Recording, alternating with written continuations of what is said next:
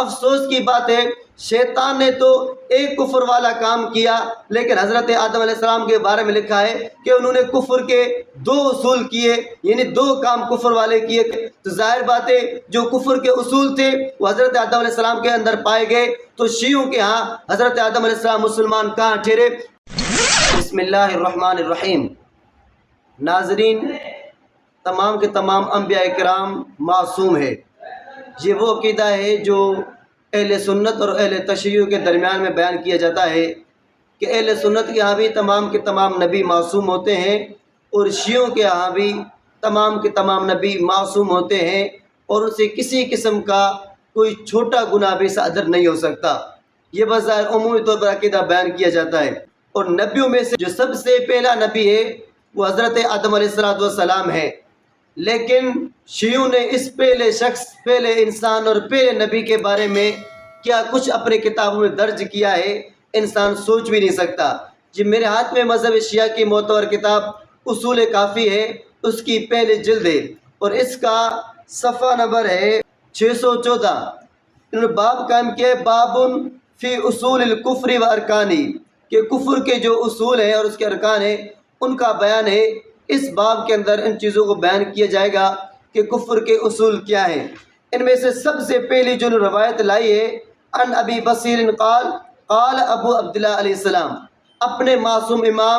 امام جعفر صادق علیہ السلام سے روایت کر کے کہتے ہیں کہ اصول الکفر ثلاثۃ، فرماتے ہیں کہ کفر کے اصول 3 ہیں، یعنی 3 چیزیں، 3 ایسے اصول ہیں جس شخص کے اندر پائے جائیں گے وہ کافر ہوگا۔ یہ کفر کے اصول بیان کیے، کون کون سے؟ پہلا الحرص، حرص کسی کے ساتھ کرنا، یہ شیعوں کے ہاں کفر ہے۔ دوسرا والاستکبار، تکبر کرنا، یہ بھی کفر کا ایک اصول ہے۔ والحسد، اور تیسری چیز ہے حسد، یہ بھی شیعوں کے ہاں کفر کا ایک اصول ہے۔ آگے کیا کہتے ہیں فاما الحرص، کہ جو پہلا اصول تھا کفر کا حرص، کسی کے ساتھ لالچ رکھنا، حرص رکھنا، تو کہتے ہیں فإن آدم علیہ السلام حین نہی عن الشجرۃ، کہ جب آدم علیہ السلام کو جنت میں درخت سے روکا گیا تھا، حملہ الحرص علی ان اکل منہ، حرص نے اس کو مجبور کیا کہ وہ اس میں سے کھائیں، یہاں تک کہ آدم علیہ السلام نے کھا لیا۔ یعنی کفر کا پہلا اصول حضرت نعوذ باللہ حضرت آدم علیہ السلام میں پایا گیا۔ تو مذہب شیعہ کے نزدیک کیا حضرت آدم علیہ السلام مسلمان رہے؟ اور دوسرا وَأَمَّا الْإِسْتِكْبَارُ فَإِبْلِيسُ، اور دوسرا جو کفر اصول تھا وہ ہے تکبر، تو کہا کہ تکبر ابلیس میں تھا۔ حیث امر بالسجود لآدم فابى، کہ جب شیطان کو حضرت آدم علیہ السلام کو سجدہ کرنے کا کہا گیا تو اس نے انکار کیا۔ یہ دوسرا کفر کا اصول شیطان کے اندر پایا گیا۔ وَأَمَّا الْحَسَدُ، اور تیسرا جو کفر کا اصول تھا حسد ہے۔ فبنا آدم، تو آدم علیہ السلام کے 2 بیٹوں نے حسد کیا۔ حیث قتل آدم صاحبہ، کہ جب ان میں سے ایک نے اپنے ساتھی کو قتل کر دیا۔ ناظرین دیکھیں، انہوں نے اپنی بنیادی کتاب میں کفر کے 3 اصول بیان کیے، اور ان 3 اصولوں میں سے سب سے پہلا اصول حضرت آدم علیہ السلام میں بتایا گیا۔ حد کی یہ بات ہے، ایک طرف تو نبیوں کو معصوم کہتے ہیں، لیکن دوسری طرف نہ کسی چھوٹے گناہ کے مرتکب ہونے کا کہا، بلکہ یہاں تک پہنچا دیا کہ حضرت آدم علیہ السلام میں کفر کا ایک اصول پایا جاتا ہے۔ ناظرین اسی طرح یہ میرے ہاتھ میں مذہب شیعہ کی معتبر کتاب حیات القلوب ہے، اس کی پہلی جلد ہے، اور اس کے صفحہ نمبر 150 پر انہوں نے ایک روایت کی ہے کہ جب حضرت آدم علیہ السلام جنت میں تھے تو اس وقت حضرت آدم علیہ السلام نے کیا کیا تھا؟ جو کفر کی نشانی میں نے پہلے بتایا اصول کافی میں کہ حرص کرنا کفر کی علامت ہے، تو ابھی یہاں انہوں نے تو بتایا کہ حرص کیا، درخت کھا لیا، لیکن حیات القلوب میں کیا لکھا ہے آپ حضرات خود ہی سماعت فرمائیں۔ پس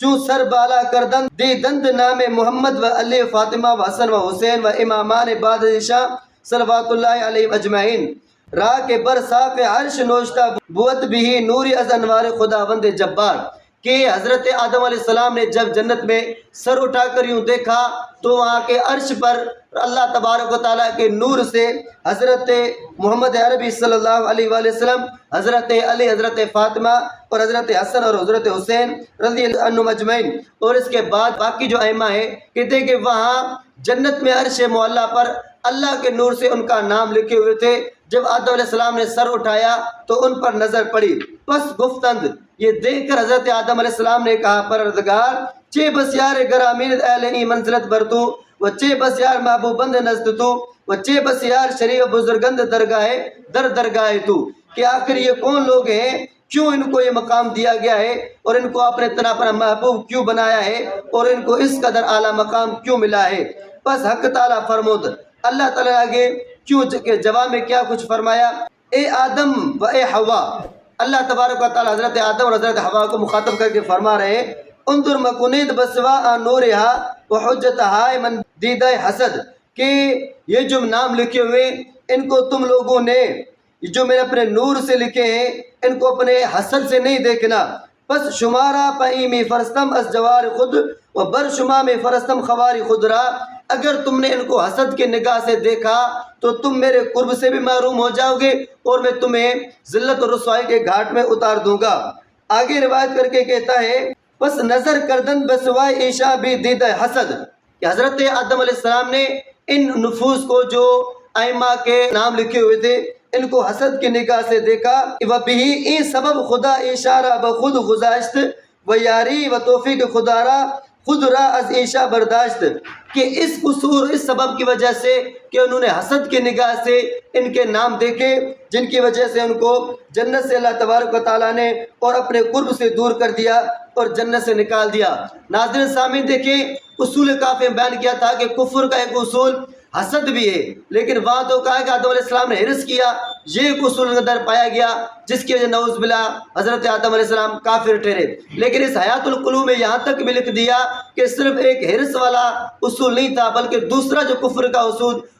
حسد تھا، وہ حسد بھی حضرت آدم علیہ السلام نے ان ائمہ سے کیا تھا کہ ان کے ناموں کو حسد سے دیکھا جس کی وجہ سے اللہ تبارک و تعالیٰ نے ان کو جنت سے نکال دیا۔ اسی طرح اسی کتاب حیات القلوب میں یہ بھی لکھا ہے کہ ان ائمہ کی امامت کو نہ ماننے کی وجہ سے اللہ تعالیٰ نے حضرت یونس علیہ السلام کو مچھلی کے پیٹ میں رکھا۔ جب انہوں نے ائمہ کی امامت کا اقرار کیا پھر اللہ تبارک و تعالیٰ نے انہیں مچھلی کے پیٹ سے نکالا۔ ناظرین و سامعین، ائمہ کا اپنا مقام برحق ہے، لیکن ایک طرف تو نبیوں کو معصوم کہنا اور دوسری طرف یہاں تک اپنی کتابوں میں لکھنا کہ حضرت آدم علیہ السلام کو کافر کہہ دینا یقیناً کسی صاحب ایمان کا کام نہیں ہے۔ یہ کوئی کافر اس طرح کی باتیں لکھ سکتا ہے، مسلمان کسی نبی کے بارے میں اس طرح کی بات ہرگز نہیں کر سکتا۔ دعا ہے اللہ تبارک و تعالیٰ تمام امت مسلمہ کو اس فتنے سے محفوظ فرمائے۔